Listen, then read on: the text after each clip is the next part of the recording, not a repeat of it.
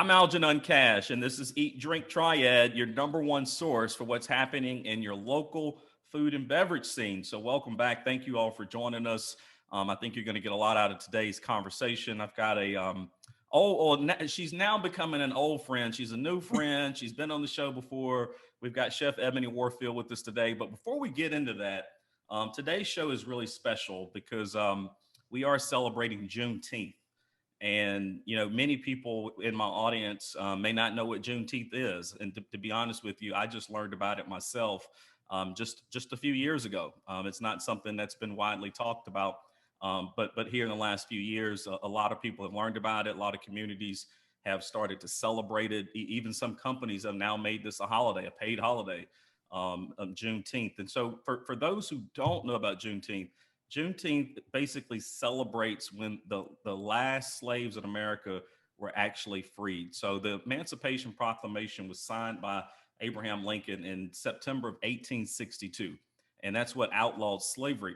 But when you think about border states and remote states like Texas, where there wasn't really a strong Union force available, those slaves were still they were still enslaved. They didn't even realize they were free until June 1865, when Union forces arrived in Galveston, Texas, and basically upheld the order that was signed by President Abraham Lincoln. It is worth noting for a lot of folks in Black America, they consider Juneteenth the real Independence Day for Black America. For obvious reasons, how can you celebrate being free on July 4th when you weren't really free? It is worth noting that slavery did go beyond June 1865. So in states like Kentucky, as well as Delaware, slavery did continue on until the 13th Amendment was ratified later in 1865. So even on June of 1865, beyond June of 1865, we still had slavery in this country. And so this week, I wanted to highlight Juneteenth. I'm doing so on the Eat, Drink, Triad show. And why not talk about food related to Black America? And so there's been a new documentary that has come out, or really what we call a docuseries that just appeared on Netflix. It's called High on the Hog, and it's actually hosted by Steven Satterfield. It profiles African American culinary history in the context of the voyage that we made over the Atlantic during the slavery era. So many people think only slaves were on those boats, but in fact, there was okra and rice and watermelon and black-eyed peas and yams and so many other culinary favorites that we brought over from Africa into this country. And so with that said, of course, I had to get back in Chef Ebony Warfield, one of the only African-American women in Forsyth County to be leading the kitchen. She's at 6 and Vine in downtown Winston-Salem. If you have not went to visit, I strongly encourage you to do so. Chef, how are you today? Doing good, doing good. How you doing today? I'm good. Now, I know you've seen the movie High on the Hog. I actually saw you post about it on Facebook. And my first question to just kick us off, do you know the difference between yams and sweet potatoes? Yes, I do. Yes, I do. My grandma, she grew up in the deep South. So that wasn't my first time seeing that. Even though she would call it a candy yam, she would also let me know this is actually not a yam, just to inform you. And I was like, but I never got a chance to see it because we don't grow them. Unless you go to like a Hispanic restaurant, a Hispanic store, or these different kind of stores, you can't really buy a yam from Walmart. Yeah, that was and I guess it was maybe the first episode of High on the Hog. When you're watching it, that just that comparison actually struck me, because I don't think I realized the difference. Like so many of us here in the country, we think sweet potatoes and yams are essentially the same thing, but they are fundamentally different. I don't want to give it away from my audience who are going to go watch the docu-series, but you'll see that in the first episode. Yeah, and that just sort of stood out to me. I guess when talking about the docu-series as a whole, you're an African American chef. You're also a Black woman. Just talk a little bit about how the series hit you and how you felt as you sort of went through the 4 episodes.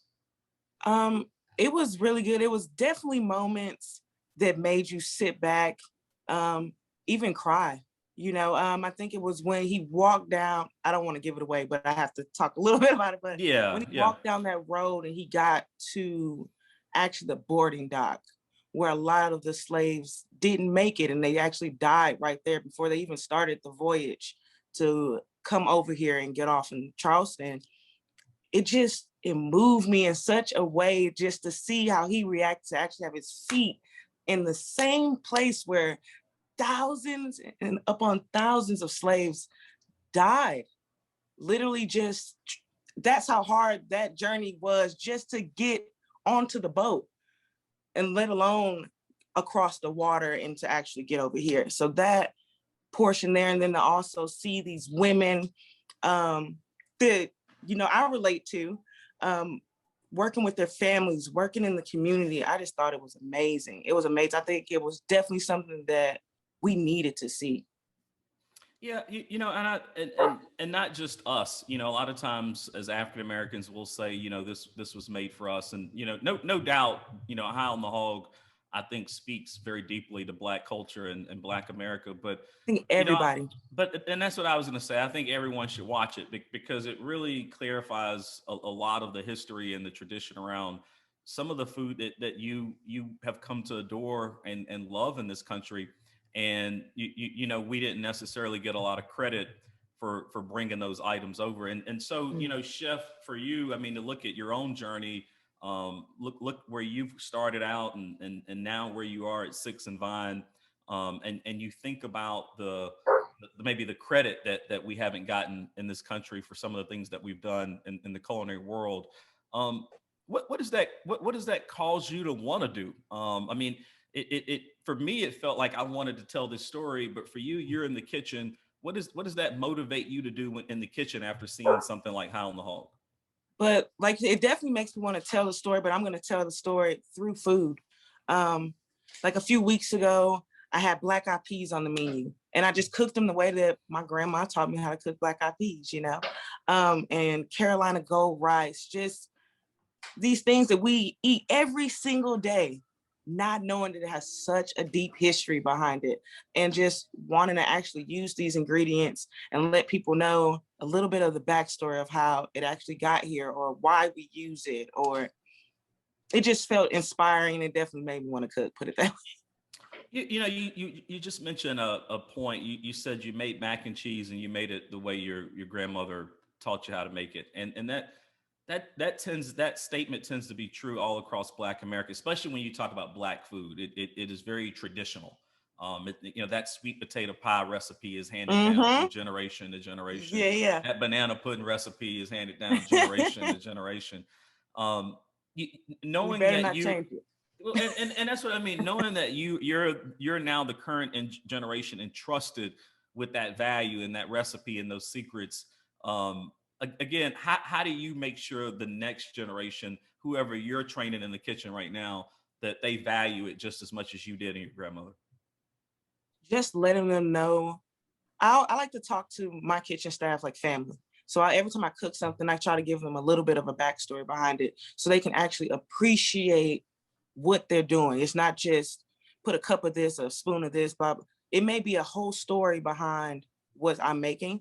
And I want them to understand maybe what the mind frame was when this dish was actually created and why so much homage or so much love and soul is in it, because there is a story, because it was passed down. And now I'm actually passing it on to you. And I want you to take this and take it with you. And then I want you to pass it on, and so on and so forth.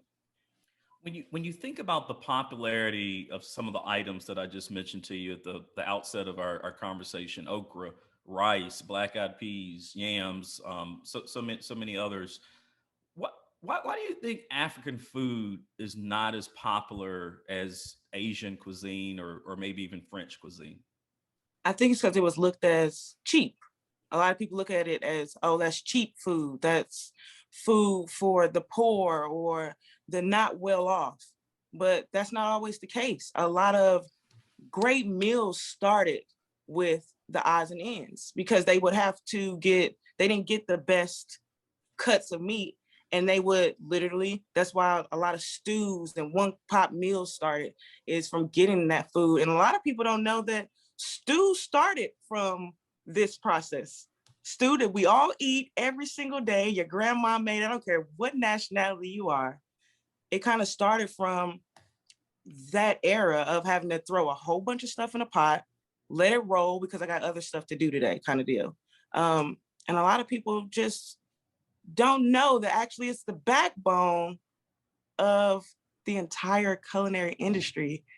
Started with these one pot, low profit meals to feed a lot of people. You know, you're right. And for my audience, if you go watch High on the Hog, which is a Netflix docuseries that we're discussing today, you learn that James Hennings, who was an enslaved cook to Thomas Jefferson, he's the person who came up with mac and cheese. And all of us love mac and cheese. I know I do. I put it on everything, including a burger. And but it goes all the way back to Thomas Jefferson, who was a former president, who was eating the food of this enslaved cook. Or you think about Texas barbecue, and the contributions that African Americans have made just to barbecue in general as a whole, not just Texas barbecue, but even what we see down in South Carolina. You know, Chef, I recall coming up as a kid, and you know, I don't know if this was done intentionally, but it certainly had a mental impact on me and probably a lot of other kids who saw these commercials. But you would see these commercials about Africa, and everybody was starving. Yeah. Everybody needs help. There's no food. It's late at night. It's famine. I mean, you know, you grow up seeing that as a kid, and I don't know about you, but it didn't necessarily encourage me to want to go visit Africa. And I certainly wasn't thinking about going there to eat when I'm looking at TV and everybody on the screen appears to be in starvation. Yeah. What can we do? It just feels like to me, you know, Black food is so central to American food as a whole. What can we do, people like yourself or people like me in the industry, what can we do to bring this point out more so that people get a real education about African food? I think just educating people, letting them know where the resources are, or be a resource yourself for just knowledge. Not saying that you have to know everything, but be a beacon for what you want to put out there in the world. If you want people to know a little bit more about the cuisine, be knowledgeable yourself so you can go ahead and actually go out and answer these questions and get into the community and let people know what it really means, what soul food really is. Because a lot of people don't know what it is, but it's actually, it's a thing. Well, you know, Chef, are you doing anything special at Six and Vine for Juneteenth? Any type of a Juneteenth meal or? I have been thinking about it. I have a few ideas. I haven't anything concrete, but I do have some ideas, and I think people will definitely love it. Well, if you decide to do so, let us know so we can make sure we share it with the audience. If you're just now joining us, you've been listening to Chef Ebony Warfield. She is the executive chef at Six and Vine in downtown Winston-Salem. Go visit her and make sure you order the white wine mushroom chicken with the fingerling potatoes and the veggies. I'm telling you, I don't know if it fits the Juneteenth meal profile, but hey, it is certainly one of my favorites on the menu. So make sure you go visit Chef Ebony, and also make sure you still stay tuned to WTOB for the top restaurant pick each week. Go check out Eat Drink Triad on Instagram, Facebook, YouTube, and of course, until next time, y'all stay locked in.